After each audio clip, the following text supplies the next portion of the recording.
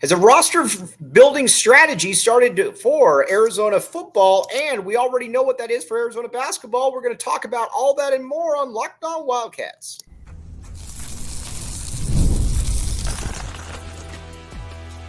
You are Locked On Wildcats, your daily podcast on the Arizona Wildcats. Part of the Locked On Podcast Network, your team every day.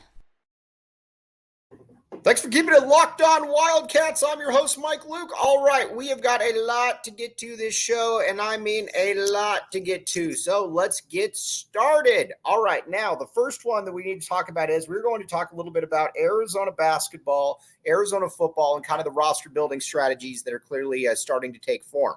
Now, with Jedd Fisch, you knew exactly what his plan was, and quite frankly, it was a good plan. I don't like Jedd Fisch. I think he's kind of a scumbag. But Jedd Fisch came in here with a strategy as far as building a roster, building talent, and it worked. Listen, he knew that he probably was never going to be able to dive into, the South and get those elite linemen. That was just never going to be the case. And honestly, I get it. That was just never going to be in the cards. So what did he do then? He took a little bit of a Dick Tomey type approach where he went and he said that he was going to go and get really big Samoan kids. And that generally worked for him, and it worked for him well. Look at some of the players that he brought in. Your Jonas Savaiinaea. Listen, Jonas Savaiinaea should be at Alabama or Georgia. He's that type of talent. Your Wendell Moyes, players like that. I mean, heck, on the other side of the ball, even though they were transfers, your Tia Saveas, your Tyler Manoas, heck, and then bringing it out of high school, your Jacob Kangaikas, your Tai Uiagaleles. I can keep going on, but you get the point. You're smarter than me.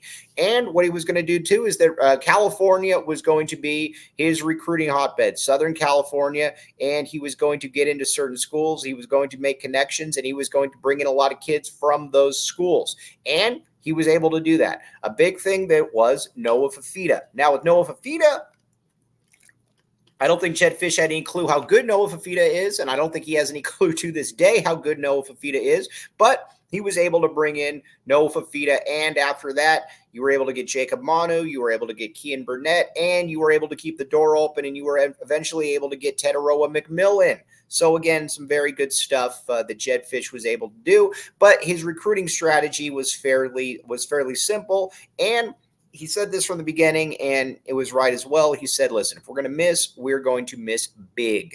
We are going to get big players, and you know what? If it doesn't work out, it doesn't work out, but we're not going to go with the small, undersized teams. And how many times did you see that with Arizona before Fisch, where you would have rosters that looked like they did not belong on the same football field? So there is that. But we now we're kind of at the point with Brent Brennan, where we're trying to figure this one out.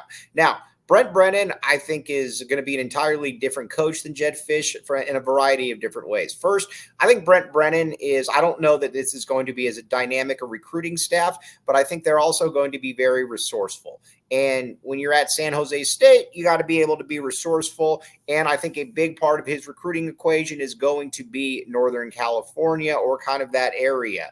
I mean, you look at somebody like Kern, who is a high 3-star tight end. Or you look at somebody like McDaniel, another 3-star or high 3-star, low 4-star quarterback. Those are going to be kind of the guys. I think he's going to make a really nice living in California, but I think it's probably going to stretch up the coast a little bit. But he's also going to dive into Southern California when he can. But I think it's going to be a little bit of a different approach. And keep in mind, that makes sense. The best recruiter on his staff, Alonzo Carter, is that dude who Alonzo Carter is just, he gets it. When it comes to recruiting, Alonzo Carter is that guy, and he is going to be that Northern California guy. And I think it's going to be very, very interesting to see how this transpires, but you can start to see it. And what I'm very enticed by, very interested in, is now the Texas scene that they are starting to dive into. With Texas, that is, to me, kind of an untapped reservoir because, keep in mind, it maybe wasn't as relevant when you were when Arizona was in the Pac-12 for a variety of reasons, but now that you're in the Big 12, you're going to have a lot of games where you're going to be playing teams that are in that Texas, Oklahoma area. You're going to be playing Oklahoma State, obviously. You're going to be playing Houston. You're going to be playing Texas Tech. You're going to be playing schools like that, and you're going to continue to play schools like that. So it's easier to recruit somebody if you say, listen, man, we got 2 or 3 games coming up where your family's going to be able to see you in front, or be able to see you in front of your, your family, all of that stuff. So that's going to be, and you look at a couple of the kids that you were able to bring in this past weekend. Wesley Yarborough, for example. Wesley Yarborough he's one of the better running backs in the South, and I think with Yarborough, he could have gone to a lot of different places with bigger names, bigger reps than the University of Arizona. But Alonzo Carter got in on him early and told him that he wanted that guy. Now, he is another one that you also have you also got a wide receiver then, or an athlete out of Texas as well, which was also another nice little get, a big 6'3" kid. And listen, when you're looking at wide receiver, you're also knowing that you can probably go with a player that, T-Mac's going to be moving on. You're going to be looking to replace some of that size. And I think that you've got that possibility in there. So we will definitely find that out. But I think you're looking at California and Texas, and I think you're going to see him really try to get into Phoenix. The problem with Phoenix, obviously, as we know, is that these kids generally leave Phoenix, and they generally leave Phoenix in a hurry. This didn't used to always be the case. I mean, when I was growing up, a lot of times the best players in state stayed in state. I mean, just look at somebody that's on the U of A staff right now, Bobby Wade. Bobby Wade was the state player of the year, probably would have been the equivalent of a 4-star player, decided that he was going to go to the University of Arizona. Look at Mike Bell, kind of in that same era. Mike Bell, state player of the year, was going to, obviously was going to look at possibly, he went to the University of Arizona. And I can keep going. There's a lot of different examples, but I do think the one thing that you got to keep in mind, though, is that they're at least going to try. Now, it's going to be easier said than done because look at somebody like a Kenny Dillingham. Dillingham's got an entire staff of guys that are focused basically on recruiting here in the state of Arizona, and they're still having a difficult time. But that doesn't mean that you can't do it. You still got to try. You just can't just give up for no reason because Arizona also was able to get one in Caleb Jones. Now, Caleb Jones is not uber elite. He's a 3-star kid, big interior lineman, but he also had an offer from ASU. But that's where you start, though, first. You start at least getting kids that are offerable, that are committable, and then you try to see what you can do with them from there with those kids. And then maybe you start to build on it from there. But with Bobby Wade, I think you're going to see them at least try to get into Phoenix a little bit. It's just going to be difficult because like we always talk about with kids from Phoenix, they pretty much plan on leaving the state. And a lot of times they don't even look at outside. If there's a big connection, they don't even give you a second thought. So there is definitely that to keep in play. But I do think, though, that it's very important, though, that you at least try, because if you don't try, then you will never know. But that's kind of what I think you're looking at from that template. That you're looking at Northern California, then I think you're looking at, you're going to look at some Southern California kids. Obviously, a Kuchek out of Long Beach Milliken. That was a nice little get, a little bit of a bigger corner, somebody that you can probably hopefully get to replace Tacario Davis.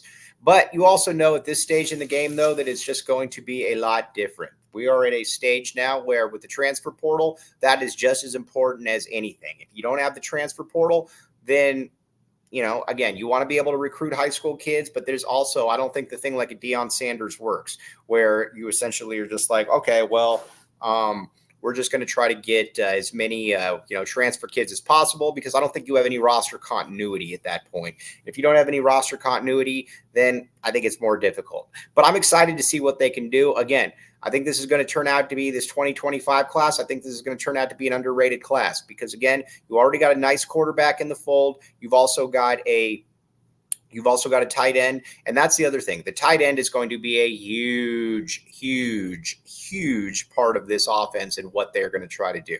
Because you look at it at San Jose State, they used a lot of tight ends. You look at it in spring, they used a lot of tight ends, so that's going to be a big part of it as well. But like I said, also very enthused about trying to get into Texas because I think that's something as you move into the Big 12, that's something that I think Arizona can definitely take advantage of. And I think it's got the staff to do it. I think you're going to see those two states really, really become prioritized. And we're going to talk about that a little bit more in a second. But first, eBay Motors, my friends, eBay Motors, check it out. Here's the deal with eBay Motors. We're always tired of being, you're always tired of kind of being screwed over by somebody. You're saying, well, I felt like I paid way more than I should, and I am not happy about it. eBay Motors says, do not worry about this. We've got you covered. Millions of parts for your MVP. Win every time with parts that fit your ride. Again, this is the best thing about eBay Motors is that that that you can get the part and then you can take it to somebody that you trust. Why rely on some snake oil salesman that is probably going to screw you over? Why not just take it to eBay Motors? Again, millions of parts for your MVP. Win every time with parts that fit your ride. Again, cut out the middleman. That is a huge part of all of this. There's no reason to even employ the middleman anymore when you can get it yourself and then you can take care of it on your own.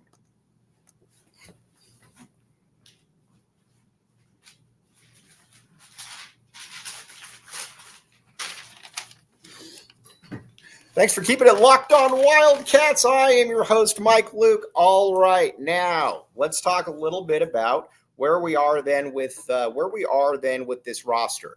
I think that this staff is going to do a very good job with the transfer portal, and I think that there's every reason to believe that. You look at what they were able to do, bringing in a Trey Smith. Granted, he's from San Jose State. I get it, but you were still able to bring in Trey Smith, and he's going to be one of your starting DNs. Then you can look at a Kevon Darton, and pretty good players right there. Then you look at the running backs. That was a very, very nice job what they were able to do, and I think you got to give them a lot of credit for what they were able to do with those running backs. But obviously, you got to continue to work on that, and by continuing to work on that, I think a big part of that is going to continue to be where exactly is your kind of your gravy train. And we talked about that a little bit, but I think right now, that Texas, California, we're going to continue to talk about that. Now, Tommy Lloyd. Let's move over to Tommy Lloyd a little bit. And then I think with Tommy Lloyd, the thing that you got to know is that Arizona foot basketball is a national brand, obviously. Everybody knows that.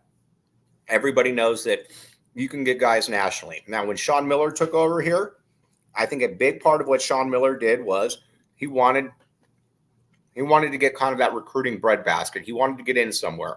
And guess what he did?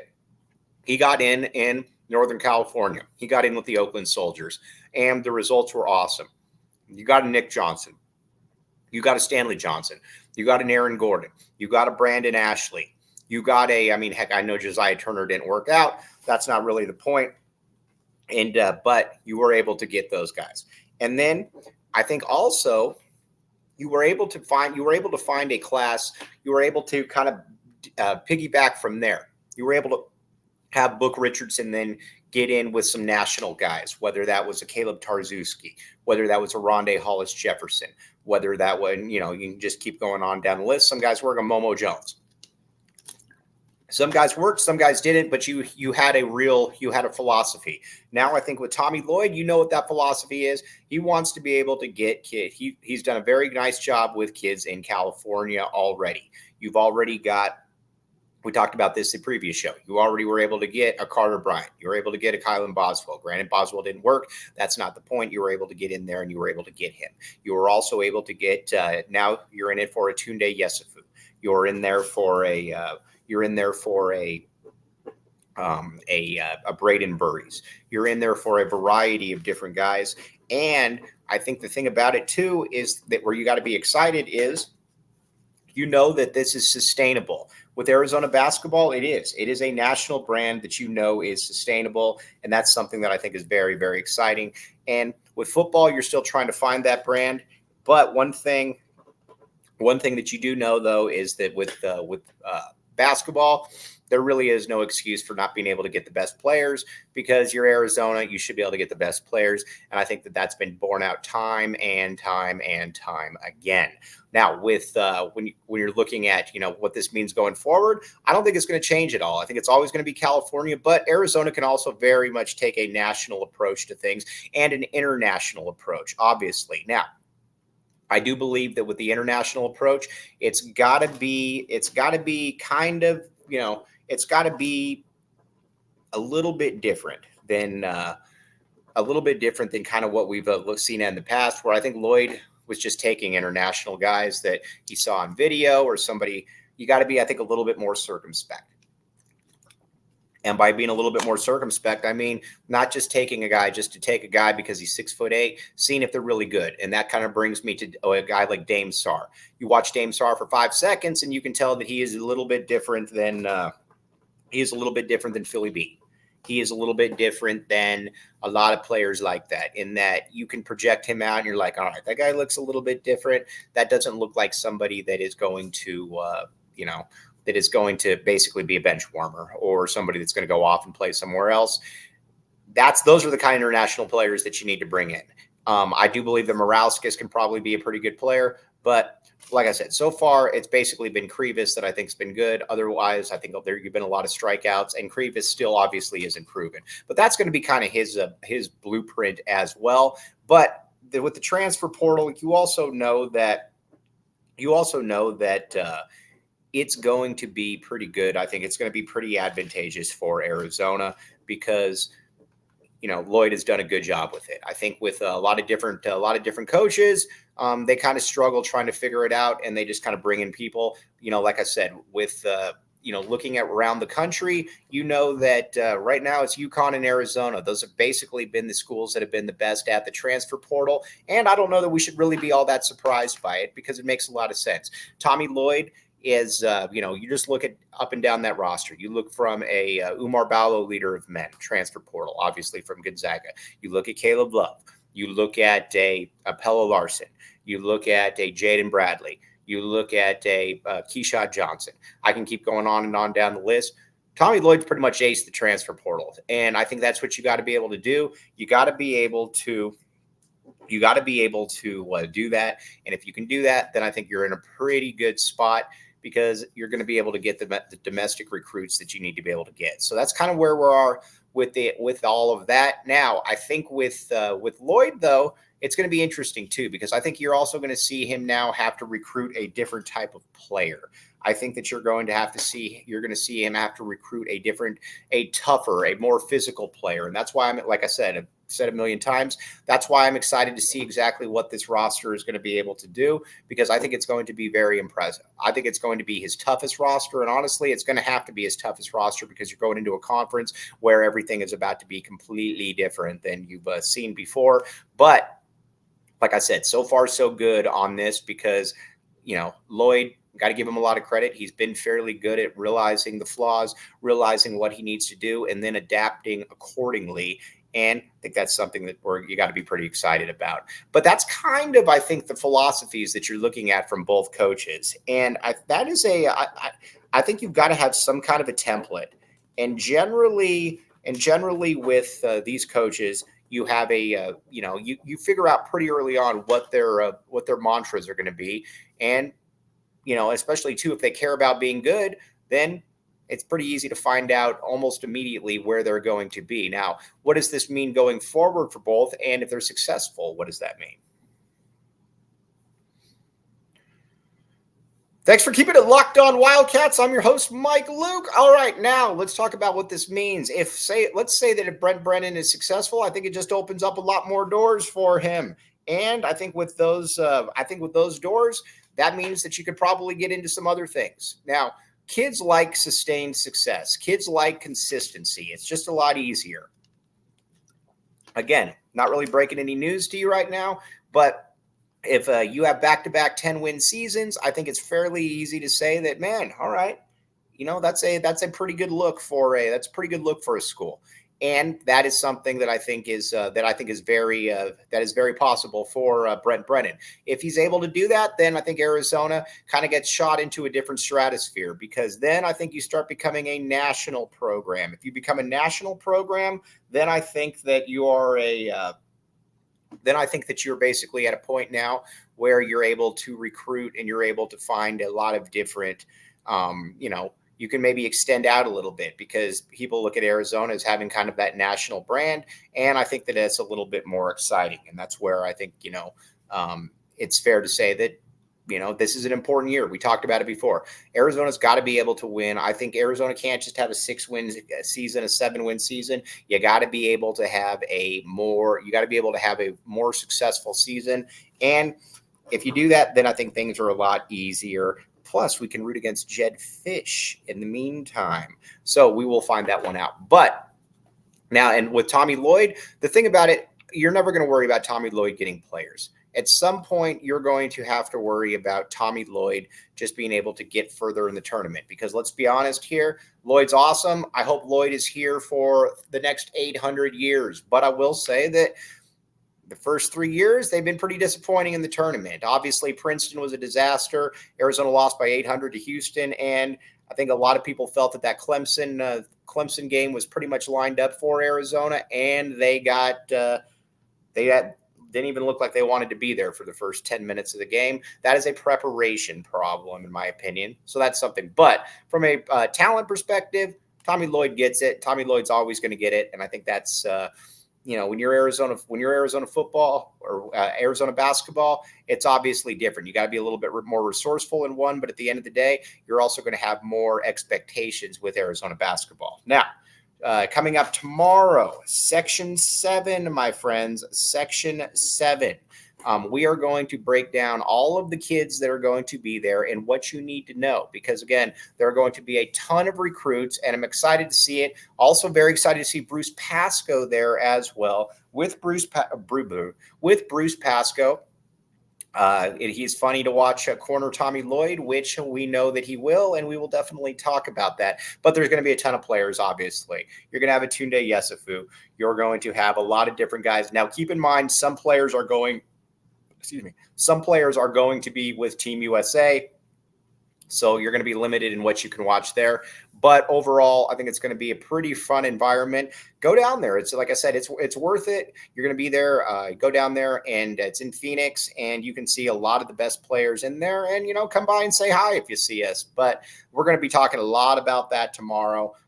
Like I said, Section 7 is awesome. Always very excited to see that and just kind of what the players are that brings. But today, wanted to talk about, I think, that recruiting philosophy that you're starting to see emerge from Brent Brennan. And I think it's a sound recruiting strategy. Now, you got to continue to build on it, then I think you're in pretty good shape. Same with, but the biggest thing with Brent Brennan is this team's got to be able to win 9 or 10 games. You win that, then I think Arizona becomes even more successful, and I think it just becomes easier and easier. Arizona basketball is obviously on a different level, but like I said, tomorrow we're going to talk a lot about Section 7 recruiting and what you need to know, especially if you are showing up there.